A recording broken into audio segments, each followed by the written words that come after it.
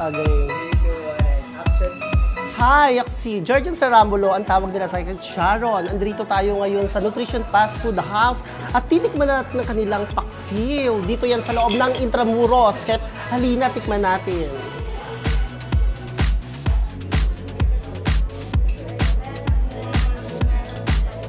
Pag may mga party yung mga kaibigan o sa opisina, pinasasayaw nila ako at hindi ako mahirap kausap. Napakadali ko pag pinasayaw ako, talaga sumasayaw ako. Kung ano yung binigyan ng tugtog, sinasayawan ko.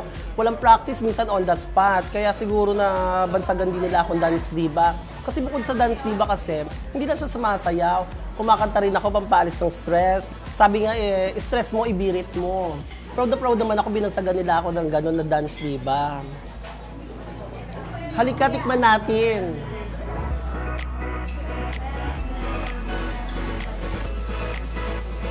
Masarap. Masarap talaga ang paksiw kasi paborito ko to. Tama lang yung kanyang asim. Kasi may iba kasing paksiw na natitikman ko sa ibang karinderya eh.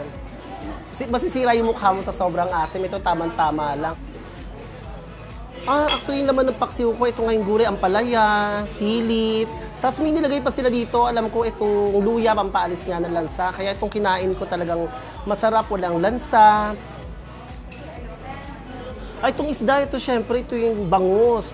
Syempre, hindi mawawala sa isda yung buto, tsaka yung matinik. Kaya minsan yun yung nakakabothered pagkakain ka na ginaganahan ka na sa lasa ng paksiw eh. Tapos bigla na lang may sumisingit na ihihilain mo pa dahil hindi mo pwedeng i-toothpick, nakakawala ng poise. Sa halagang 48 pesos na paksiw na isda nila dito sa Nutrition Fast Food House ay talagang sulit at mapubusog ka na. Dito yan sa loob ng Intramuros. Kaya tara, kain tayo.